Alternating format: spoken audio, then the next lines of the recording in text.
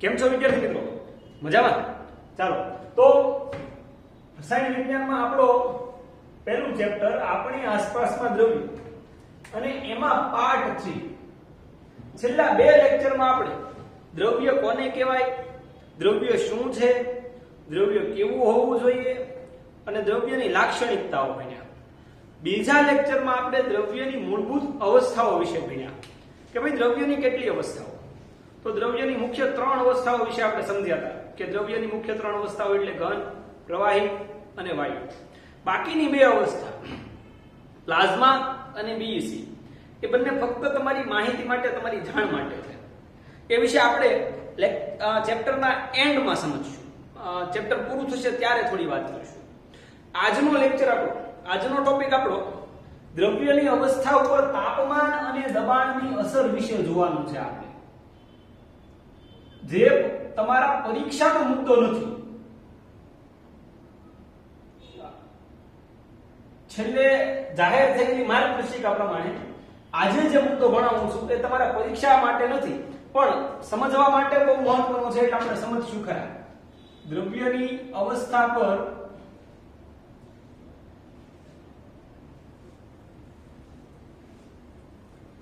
તાપમાન અને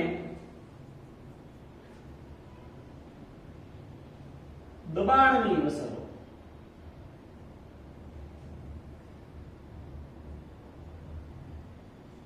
તો તમે જે દ્રવ્યની 3 અવસ્થાઓ ભણી એ ત્રણેય અવસ્થાઓ તાપમાનની શું અસર થાય અને દબાણની શું અસર થાય. આપણે દ્રવ્યની અવસ્થાઓ ભણ્યા ત્યારે થોડી વાત કરી હતી અને દ્રવ્યની અવસ્થાઓને આપણે અણુઓ સ્વરૂપે દર્શાવવા માટેનો એક પ્રયત્ન કર્યો હતો. ફરીથી એ વાત તાજી કરું કે આ દ્રવ્યની ઘન અવસ્થા છે અને દ્રવ્યની ઘન અવસ્થાની અંદર આ દ્રવ્યના કણો એકબીજાની ખૂબ નજીક ગોઠવાયેલા છે. એટલે ઘન અવસ્થા માટે તમે એના લક્ષણો એવા કીધા હતા કે દ્રવ્યના કણો વચ્ચે આંતરાણવીય અવકાશ નહીવત હોય છે અથવા તો ખૂબ ઓછો હોય છે, અર્થાત જગ્યા હોતી નથી, પરિણામે આકર્ષણ બળ ખૂબ વધારે હોય છે. આવું બધું આપણે જોઈ ગયા હતા. આ ઘન અવસ્થા છે, આ દ્રવ્યનું ઘન અવસ્થા. પ્રવાહી અવસ્થા વિશે પણ આપણે સમજ્યા હતા કે ભાઈ પ્રવાહી અવસ્થાની અંદર દ્રવ્યના કણો વચ્ચેનો અવકાશ થોડોક વધારે હોય છે, થોડો ઘન કરતા થોડો વધારે પણ પ્રવાહી કરતા ઓછો. અહીંયા ચોક્કસ અવકાશ ન હોવાના પરિણામે, કણો એકબીજાથી ખૂબ નજીક હોવાના પરિણામે આપણે એવું જોઈ ગયા કે આ ચોક્કસ આકાર ધરાવે છે, ચોક્કસ કદ ધરાવે છે, સખત છે, અદબનીય, બહુ દબાવી શકાતા નથી, એવા બધા એના સામાન્ય લક્ષણો જોયા હતા. પ્રવાહીમાં જોઈએ તો કણો વચ્ચે થોડો અવકાશ વધારે હોય છે, ઘન કરતા વધારે. અને પરિણામ સ્વરૂપ આપણે જોયું હતું કે ભાઈ આનો આકાર નક્કી હોતો નથી, પાત્ર જેવો આકાર ધારણ કરે પણ કદ નક્કી હોય. 1 લીટર પાણી તમે ગ્લાસમાં લ્યો, ડોલમાં લ્યો, ટબમાં લ્યો, ડીશમાં લ્યો, 1 લીટર જ કહેવાય. તો આ પ્રવાહી અવસ્થા જેના પરિણામે આપણે જોઈ ગયા હતા કે ભાઈ વહેવાનો ગુણધર્મ ધરાવે, વહનશીલતાનો ગુણધર્મ ધરાવે, પ્રસરણનો ગુણધર્મ ધરાવે.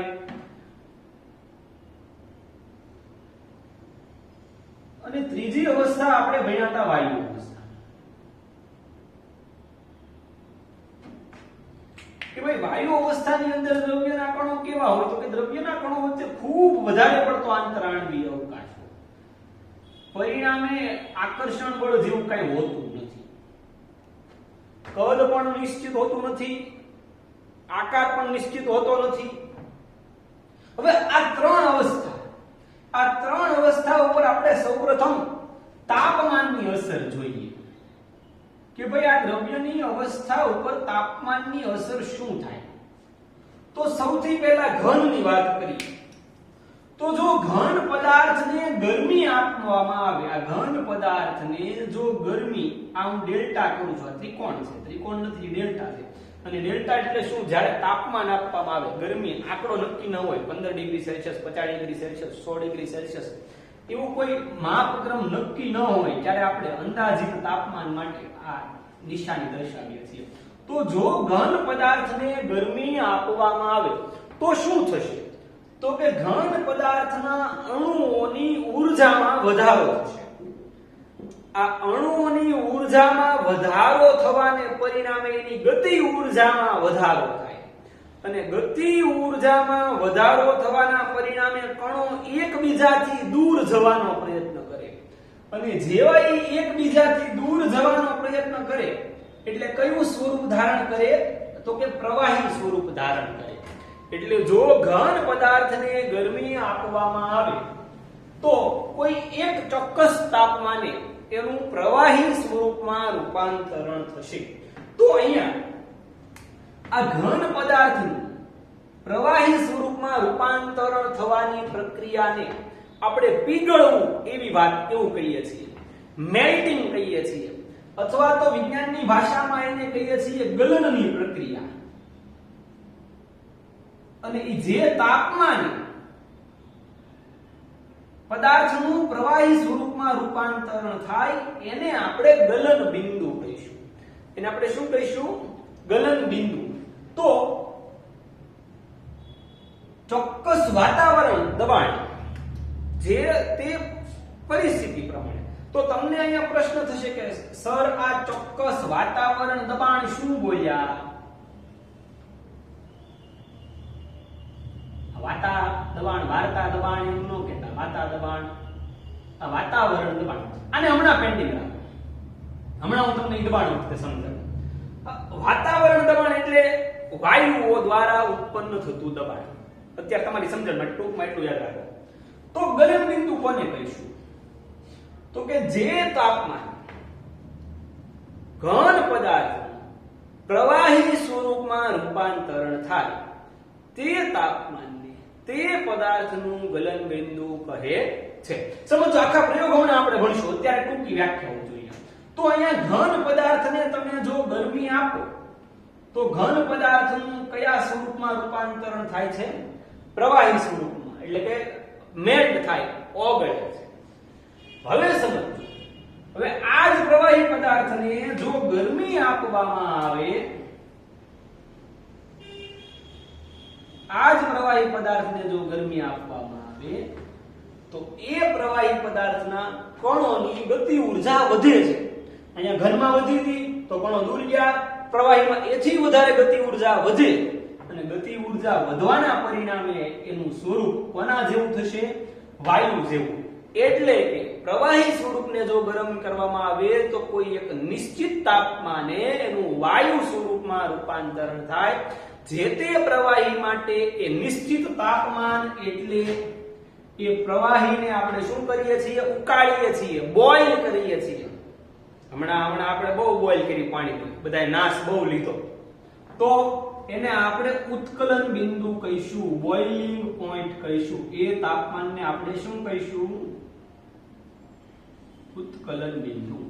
તો ઘન પદાર્થને તમે જો ગરમી આપો, એટલે કે તાપમાનની અસર જોઈએ, ઘન પદાર્થને ગરમી આપવામાં આવે તો એનું પ્રવાહી સ્વરૂપમાં, પ્રવાહી પદાર્થને ગરમી આપવામાં આવે તો એનું વાયુ સ્વરૂપમાં રૂપાંતરણ થાય છે. સમજો, હવે જો આથી ઊંધું થાય કે જો તમે આ ગરમી આપવાની જગ્યાએ ઠંડી આપો, ઠારણ કરો, એ ઠારણ કરો એટલે સાથે સાથે દબાણ લાગવું પડશે. ઠંડી પદાર્થને ઠંડુ પાડવા માટે તમે એના અણુઓને નજીક લાવશો અથવા તો એને દબાણ આપશો ને ક્યાં તો તમે ઠંડુ પાડશો. તો પ્રોસેસ ઊંધી થશે કે જો વાયુ પદાર્થને હું ઠંડો પાડું, વાયુ પદાર્થને ઠંડો પાડું તો પ્રવાહી સ્વરૂપમાં રૂપાંતરણ થશે. પ્રવાહી પદાર્થને હું ઠંડુ પાડું તો ઘન સ્વરૂપમાં રૂપાંતરણ થશે. આટલી વાત થઈ તાપમાનની અસરની. આટલી વાત તાપમાનની અસરની.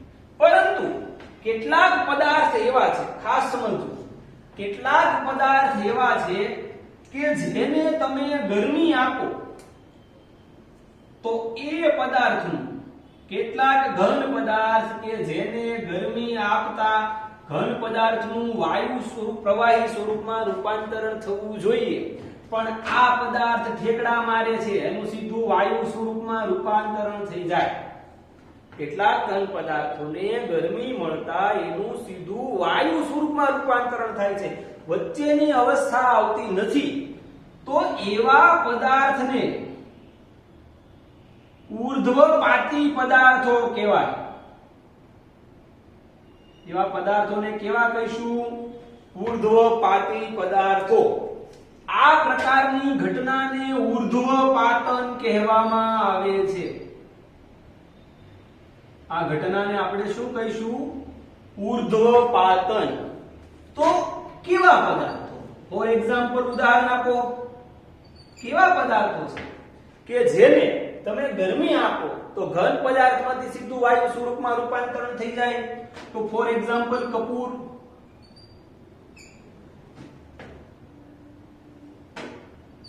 આયોડીન, તમે જોઈ હશે ડામરની ગોળી. આ બધા પદાર્થો ઉર્ધ્વપાતી પદાર્થો છે.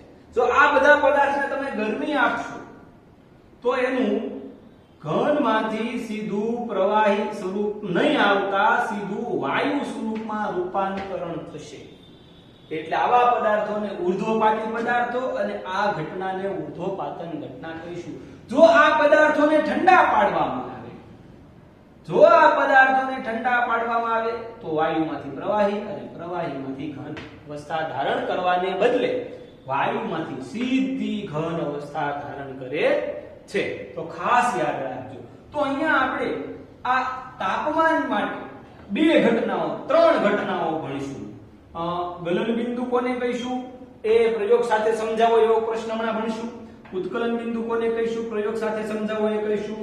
અને ઉર્ધ્વપાતનની ઘટના સમજાવો એનો પણ એક પ્રશ્ન ભણીશું. તો આ તાપમાનની ત્રણ અસર થઈ. હવે વાત કરીએ દબાણની. હવે વાત કરીએ દબાણની.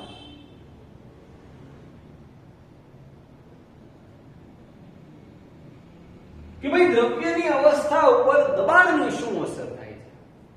તો સામાન્ય રીતે ઘન પદાર્થના અણુઓ વચ્ચે જગ્યા ખૂબ નહીવત છે. એટલે ઘન પદાર્થ ઉપર દબાણની અસર નહીવત થાય છે અને દબાવી શકાતા નથી, એટલે અદબનીય પદાર્થો છે. પણ પ્રવાહી પદાર્થને તમે દબાવી શકો છો. પ્રવાહી પદાર્થ ઉપર જો દબાણ આપવામાં આવે તો એના અણુઓ એકબીજાની વધારે નજીક આવવાનો પ્રયત્ન કરે, અને એ વધારે નજીક આવવાનો પ્રયત્ન કરે તો કયું સ્વરૂપ ધારણ કરશે? તો કે જો ઘન સ્વરૂપ ધારણ કરશે. એવી જ રીતે વાયુ સ્વરૂપ ઉપર જો તમે દબાણની અસર ઉત્પન્ન કરો, વાયુ સ્વરૂપને તમે દબાવવાનો પ્રયત્ન કરો તો અણુઓ વધારે નજીક આવશે. આ વધારે નજીક આવવાના પરિણામે આ અણુઓ કેવી સ્વરૂપ ધારણ કરશે? પ્રવાહી સ્વરૂપ ધારણ કરશે. અને એ દબાણના અસરમાં એના ઉદાહરણ સ્વરૂપ તમે જુઓ તો તમારા ઘરે રસોડામાં લાલ રંગનો ગેસનો બાટલો LPG, જેનું નામ છે લિક્વિફાઈડ પેટ્રોલિયમ ગેસ, એનું ગુજરાતી કહો તો એમાં લિક્વિફાઈડ એવો શબ્દ વાપર્યો છે કે ભાઈ પ્રવાહીકૃત પેટ્રોલિયમ વાયુ. પ્રવાહી વાયુ, એવો વાયુ ભર્યો તમે બાટલો ખખડાવજો, અંદર લિક્વિડ હોય ને એવો તમને અવાજ આવશે. કરતા નહીં આવા પ્રયોગો, બધું જોખમી હોય, પણ ક્યારેક પપ્પા મમ્મી બાટલો ફેરવતા હોય ત્યારે હાજર રહેજો. તો આ લિક્વિફાઈડ પેટ્રોલિયમ ગેસ, પ્રવાહીકૃત વાયુ, જોજો એ છે ને ઘણીવાર લીક થાય તો તમને એમ થશે કે આમાંથી લિક્વિડ નીકળ્યું. તો એ વાયુ કેમ લિક્વિડ? તો હા, આ વાયુને એટલા બધા દબાણ સાથે ભરેલો છે કે એ વાયુએ કઈ અવસ્થા ધારણ કરેલી છે? પ્રવાહી અવસ્થા ધારણ કરેલી છે. તો આ દ્રવ્યની અવસ્થા ઉપર દબાણની અસરની વાત થઈ. હવે આપણે આ તાપમાનની અસરને આધારિત આ ત્રણ પ્રશ્નો ભણીએ.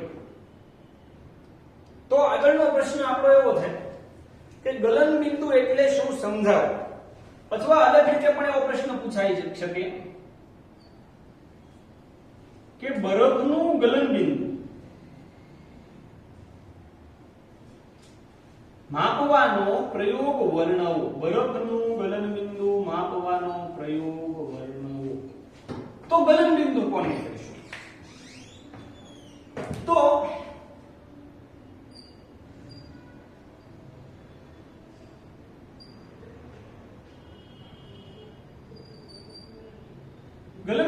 માટે એવું કહી શકશું આપણે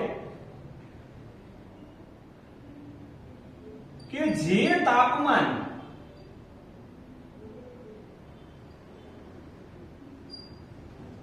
વાતાવરણીય દબાણ, વાતાવરણીય એટલે તે પરિસ્થિતિનું વાતાવરણના વાયુનું જે દબાણ હોય તે દબાણે ઘન પદાર્થનું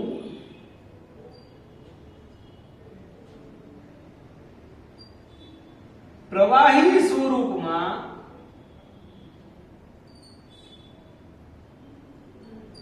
રૂપાંતરણ થાય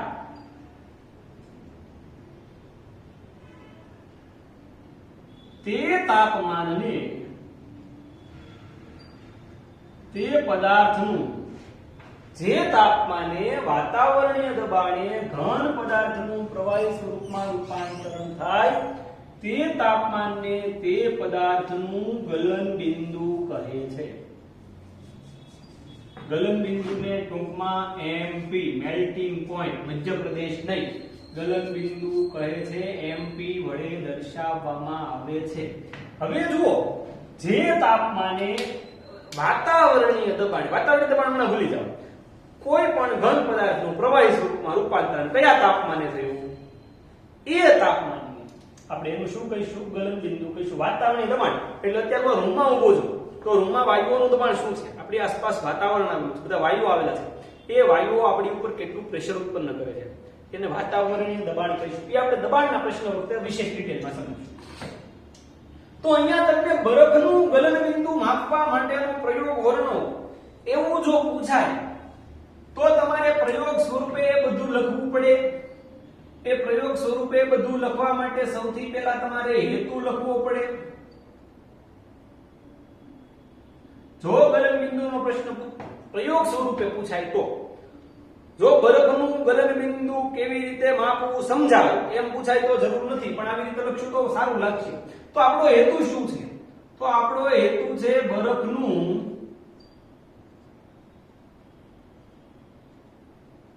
ગલન બિંદુ માપવું. તો અહીંયા આ બરફનું જો ગલન બિંદુ માપવું હોય તો આપણે કયા સાધન સામગ્રીની જરૂર પડે.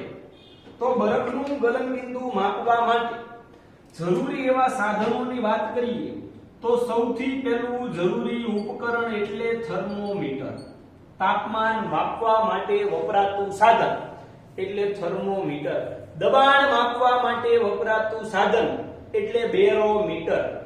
ઝડપ માપવા માટે વપરાતું સાધન યાદ કરો 8મો પાઠ સ્પીડોમીટર. અંતર માપવા માટે વપરાતું સાધન યાદ કરો 8મો પાઠ ઓડોમીટર. તો અહીંયા આપણા માટે જરૂરી સાધન છે થર્મોમીટર, એક કાચનું બીકર, એક ગ્લાસ રોડ એટલે કે કાચનો સળિયો, ત્રિપાઈ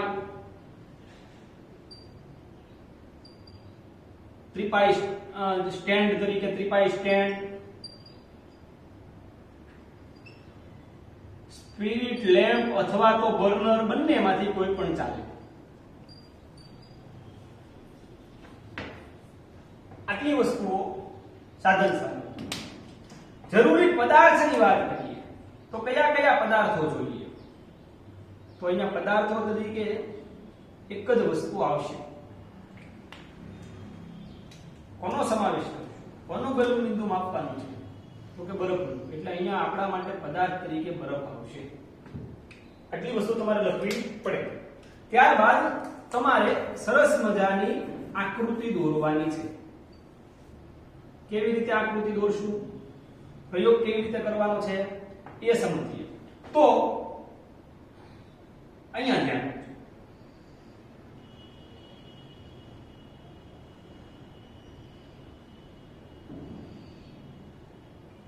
આ એક ત્રિપાઈ છે.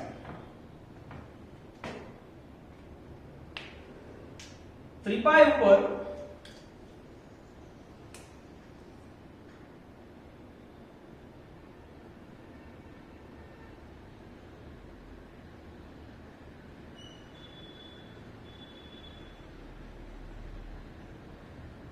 હું તારની જાળીમાં આ કાચનું બીકર મૂકું છું.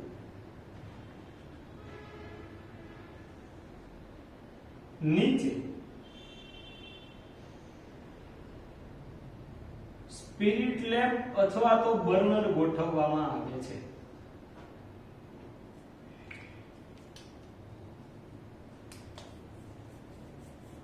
આ કાચના બીકરની અંદર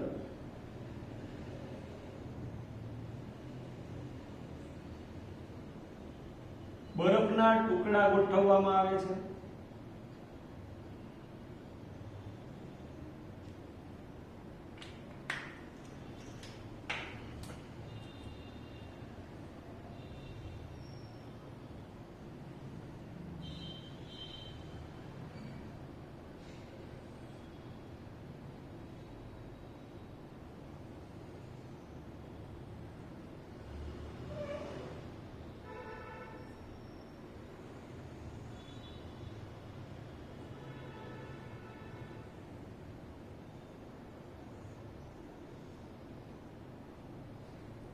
એક સ્ટેન્ડ સાથે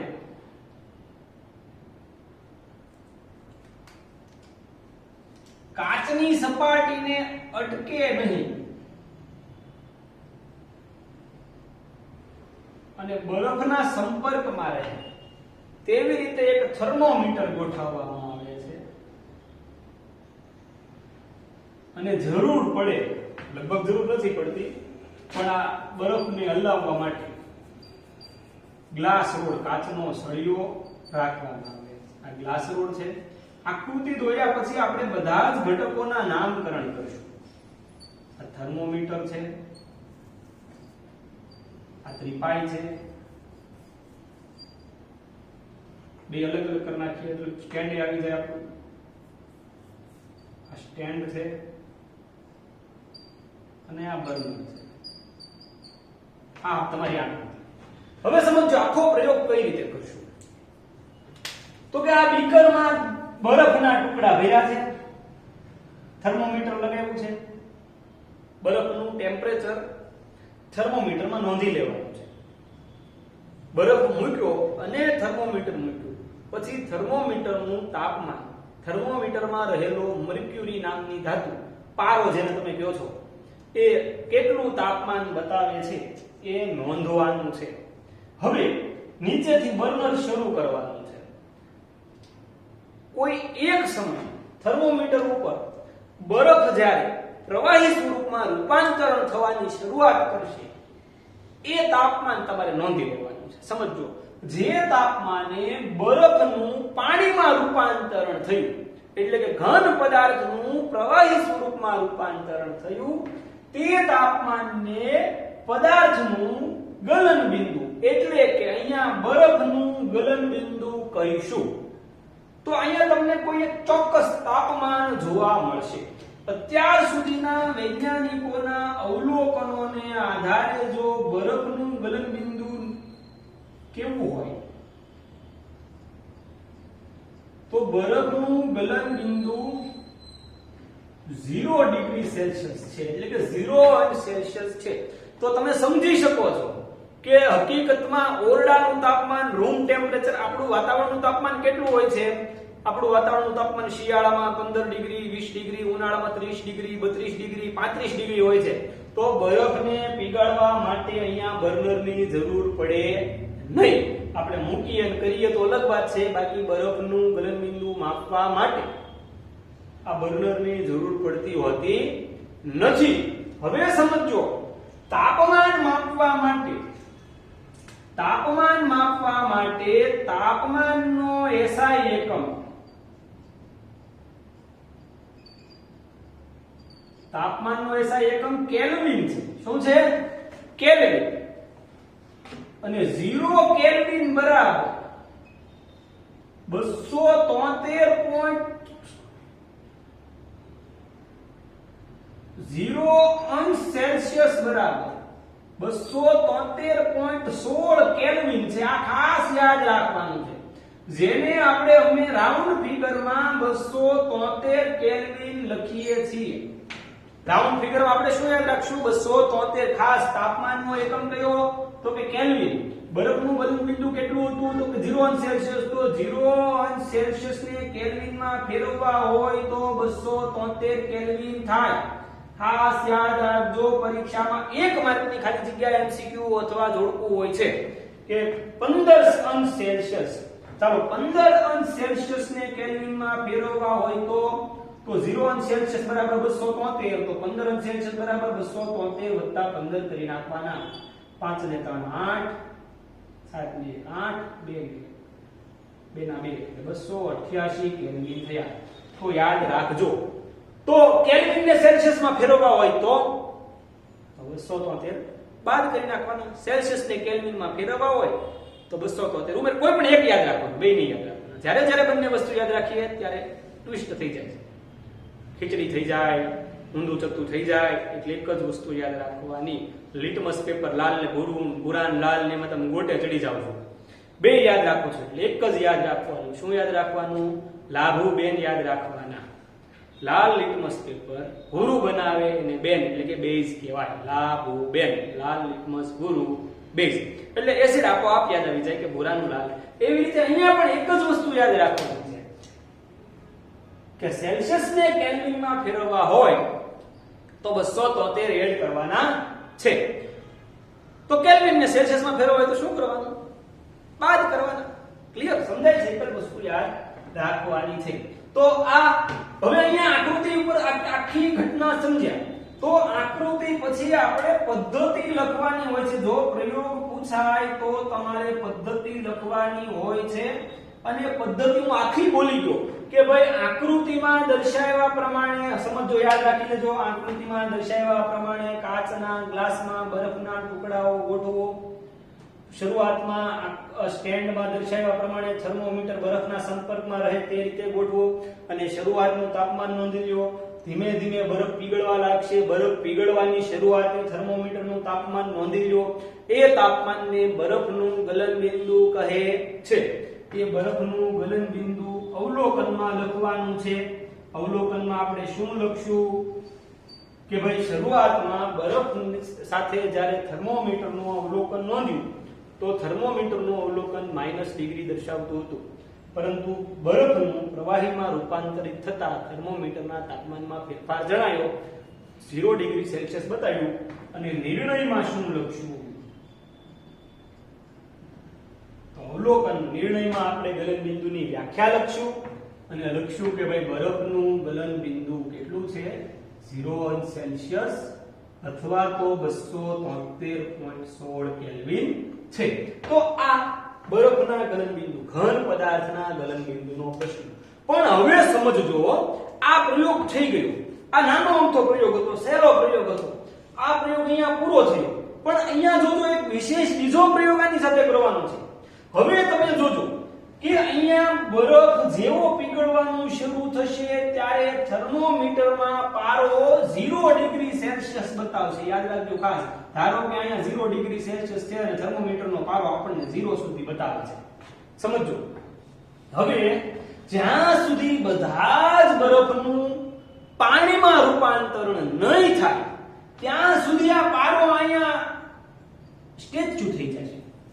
પારો ત્યાં સ્થિર થઈ જશે. ત્યાં થર્મોમીટરનો પારો ત્યાંથી ઊંચો નહીં ચડે. તો શું આ બરફ રૂપાંતરણ થવાનું શરૂ થયું એ ભેગું આપણે બર્નર બંધ કરી દીધું હતું? ના ભાઈ ના. આપણે તો ગરમી આપવાની શરૂ જ રાખી હતી. તો જ્યાં સુધી બધો જ બરફ પાણી ન થઈ ગયો ત્યાં સુધી આ થર્મોમીટરના તાપમાનમાં કેમ ફેરફાર ન થયો? ગરમી તો આપતા જ હતા. તો ઈ ગરમી જે આપી, ઈ જે ઉષ્મા આપી, ઈ ઉષ્મા આપણને બતાણી કેમ નહીં? ઈ ઉષ્મા ક્યાં સંતાઈ ગઈ? ઈ ઉષ્મા ક્યાં ગુપ્ત થઈ ગઈ? ક્યાંક તો ગઈ છે ને. તો ઈ ઉષ્મા ખોવાઈ ગઈ, ગુપ્ત થઈ ગઈ. ક્યાં ગુપ્ત થઈ ગઈ? તો કે બરફ ઘનમાંથી જેવો પ્રવાહીમાં રૂપાંતરિત થયો એટલે બધા જ બરફનું જ્યાં સુધી પ્રવાહીમાં રૂપાંતરણ ન થાય ત્યાં સુધી એ બધા જ બરફને પ્રવાહી સ્વરૂપમાં રૂપાંતરિત કરવામાં ઉષ્મા વપરાઈ ગઈ. એ ઉષ્મા ક્યાં વપરાણી? બરફને પ્રવાહી સ્વરૂપમાં ફેરવવામાં વપરાણી. અને એ પ્રવાહી સ્વરૂપમાં ફેરવવામાં વપરાણી એટલે થર્મોમીટરમાં બતાણી નહીં. અને થર્મોમીટરમાં નો બતાણી, એ થર્મોમીટરમાં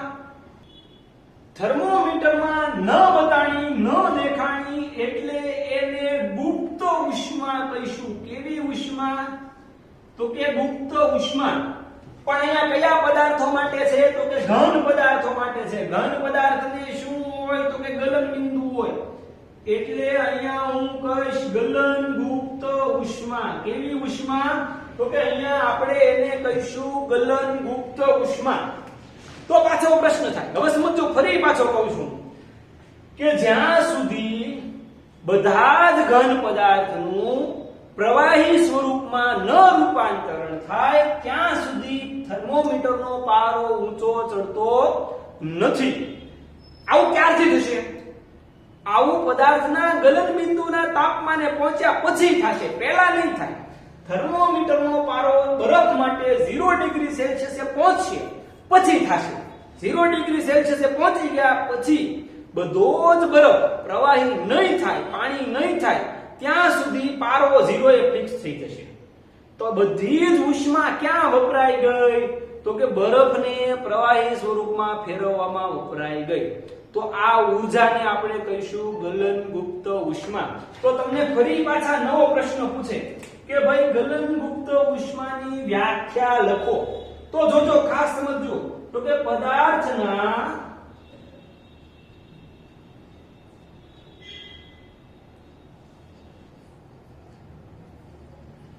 ગલન બિંદુ જેટલા તાપમાને,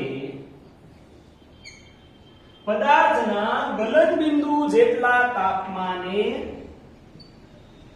એક વાતાવરણ દબાણે 1 કિલોગ્રામ ઘન પદાર્થનું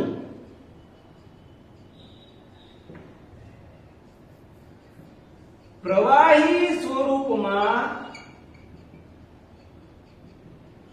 રૂપાંતર કરવા માટે જરૂરી ઉષ્માના જથ્થાને અથવા તો જરૂરી ઉષ્માને કઈ ઉષ્મા કહીશું? ગલન ગુપ્ત ઉષ્મા કહે છે. તો ખાસ સમજો. તો આ થર્મોમીટરનો પારો ત્યાં સુધી બતાણો નહીં, એનો અર્થ એ ઉષ્મા ક્યાં વપરાઈ ગઈ?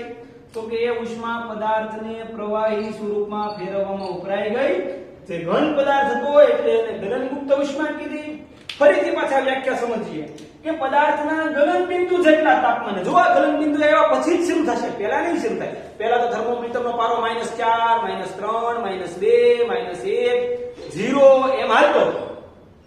0 આવ્યા પછી અટકી ગયો. ક્યાં સુધી અટકી ગયો? બધો બરફ. આ તો આપણે નાનો તો બરફ લીધો. હમણાં મોટો જો ગરસ પર મૂક્યા હોય તો થર્મોમીટરનો પારો બધો બરફ ન ઓગળે ને ત્યાં સુધી 10 મિનિટ, 15 મિનિટ, 20 મિનિટ સુધી હલતો નથી. આપણને સ્પષ્ટ જોવા મળે. નાનીથી તો પેલી ન જોવા મળે. તો એક એટલે કે પદાર્થના ગલન બિંદુ જેટલા તાપમાને એક વાતાવરણ દબાણે, એક વાતાવરણ દબાણ હજી તમે પોઝમાં રાખો. એ વાતાવરણ દબાણ આપણે પછી સમજીશું. 1 કિલોગ્રામ ઘન પદાર્થનું પ્રવાહી સ્વરૂપમાં રૂપાંતરણ કરવા માટે વપરાતી ઉષ્માને અથવા તો જરૂરી ઉષ્માને ગલન ગુપ્ત ઉષ્મા કહીએ છીએ. તો આ આખો પ્રશ્ન ગલન બિંદુનો થયો. ગલન બિંદુનો પ્રશ્ન અલગ સ્વરૂપ અલગથી પૂછાઈ જાય. ગલન ગુપ્ત ઉષ્માની વ્યાખ્યા અલગથી 1 માર્કમાં પૂછાય છે. તો ખાસ યાદ રાખવી પડે. તો આ આખો ગલન બિંદુનો પ્રશ્ન. હવે તમે સમજો કે આખો ઉત્કલન બિંદુનો પ્રશ્ન તમે આવો તમારી રીતે લખી શકો. આખો ઉત્કલન બિંદુનો પ્રશ્ન આપણે આ જ રીતે સમજવાનો છે. તો આ જ રીતે આખો ઉત્કલન બિંદુનો પ્રશ્ન તમારે જાતે લખીને હોમવર્કમાં મોકલવાનો છે અને તમારે જાતે બનાવવાનો છે.